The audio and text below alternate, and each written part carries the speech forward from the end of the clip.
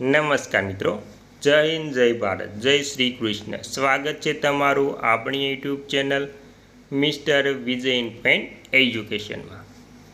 તો મિત્રો, આજે ખૂબ જ ખાસ સમાચાર વિશે વાત કરવાના છીએ. તેમાં રાજ્યના પેન્શનરોના તબીબી ભથ્થામાં અને જે મુસાફરી ભથ્થામાં વધારો કરવામાં આવ્યો છે તેના વિશે.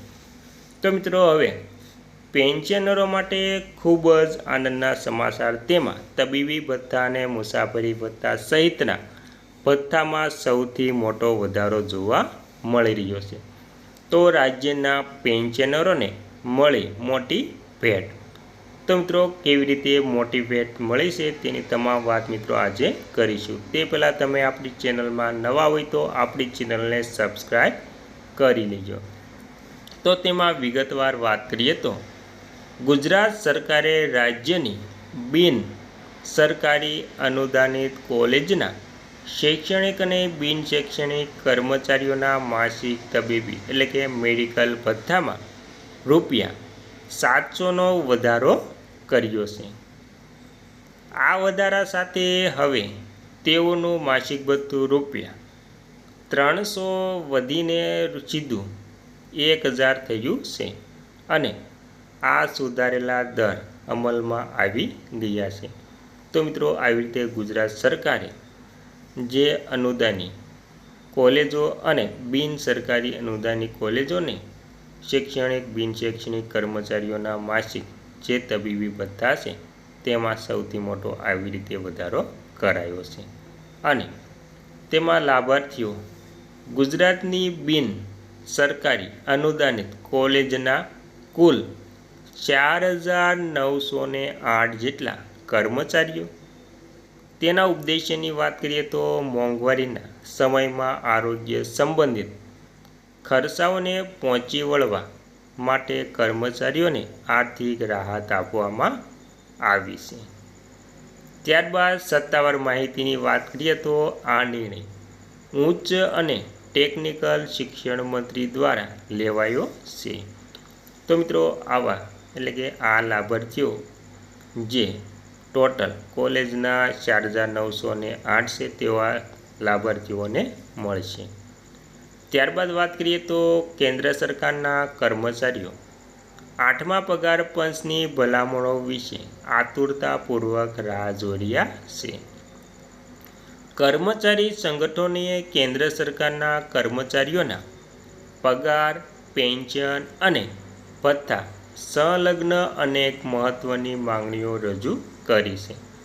જેમાં સેન્ટ્રલ ગવર્મેન્ટ હેલ્થ સ્કીમ CGSSના દાયરામાંથી બહાર રહેતા ક્ષેત્રોવાળા કર્મચારીઓ અને પેન્શનરોના ફિક્સ મેડિકલ એલાઉન્સ FMAમાં બમ્પર વધારો પણ પ્રસ્તાવ સામેલ છે. હાલમાં એટલે કે ફિક્સ મેડિકલ ₹1000 માસિક છે, પરંતુ કર્મચારી સંગઠનોએ તેને વધારવાનો પ્રસ્તાવ રજૂ કર્યો છે.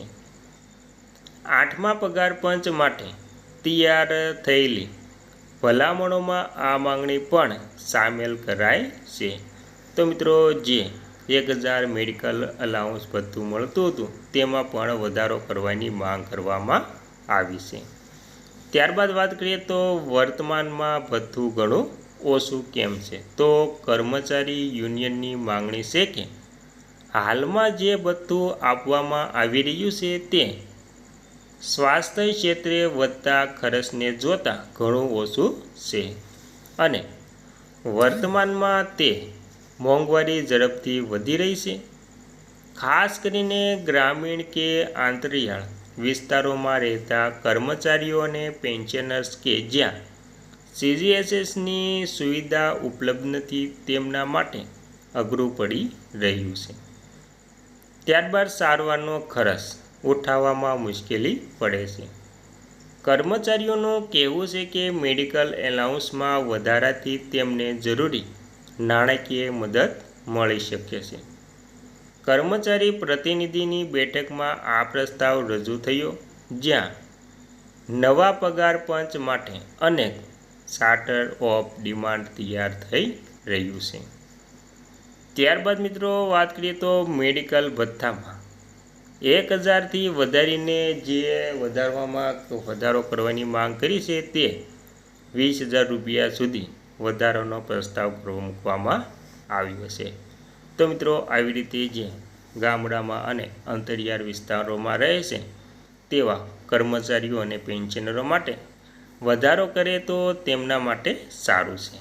ત્યારબાદ બીજા કયા મુદ્દા રજૂ થાય છે તો તેમાં મુદ્દાની વાત કરીએ તો મેડિકલ ભથ્થામાં વધારો, ત્યારબાદ ફિટમેન્ટ ફેક્ટરમાં સંશોધન અને જે વાર્ષિક પગાર છે તેમાં વાર્ષિક પગાર વૃદ્ધિમાં વધારો. તો આવી રીતે બીજા મુદ્દાઓમાં પણ વધારો કરવાનો જોઈએ. ત્યારબાદ રિટાયરમેન્ટના લાભોમાં સુધારો. રિટાયરમેન્ટ લાભોની વાત કરીએ તો તેમાં રજાઓ તથા મુસાફરી ભથ્થામાં ફેરફાર અને કર્મચારીઓની અપેક્ષાઓ શું છે તો કર્મચારીની અપેક્ષાઓની વાત કરીએ તો તેમાં 8મા પગાર પંચમાં લગભગ 1 કરોડ કેન્દ્ર સરકારના કર્મચારીઓ અને પેન્શનરોના પગાર ફ્રેમવર્ક અને સુવિધાઓની સમીક્ષા થવાની અપેક્ષા. જોકે આ તમામ પ્રસ્તાવ હજુ વિચારણા હેઠળ છે અને કોઈ અંતિમ નિર્ણય લેવાનો નથી. કર્મચારીઓને આશા છે કે પગાર પંચ પગાર, પેન્શન અને સ્વાસ્થ્ય સહાય જેવા લાભો લાંબા સમયથી પેન્ડિંગ મુદ્દાઓ પર હકારાત્મક નિર્ણય લેશે. હાલ બધાની નજર પંચની ભલામણો અને સરકારની પ્રતિક્રિયા પર છે, જે નક્કી કરશે કે 20,000 રૂપિયા માસિક મેડિકલ એલાઉન્સ જેવી માંગણીઓ શક્ય નહીં, એટલે કે આ 20,000 શક્ય નથી. અત્રે જણાવવાનું છે કે કેન્દ્ર સરકારે 8મા પગાર પંચને પોતાનો રિપોર્ટ સબમિટ કરવા માટે 18 મહિનાનો સમય આપ્યો છે, પરંતુ કેન્દ્ર સરકારે હજુ એ સ્પષ્ટ નથી કર્યું કે આ ભલામણો ક્યાંથી લાગુ થશે. કેન્દ્ર સરકારે 8મા પગાર પંચને અગાઉ મંજૂરી આપી છે, જેનાથી લગભગ 50 લાખ કેન્દ્ર સરકારના કર્મચારીઓ અને 69 લાખ પેન્શનરોને ફાયદો થશે મિત્રો.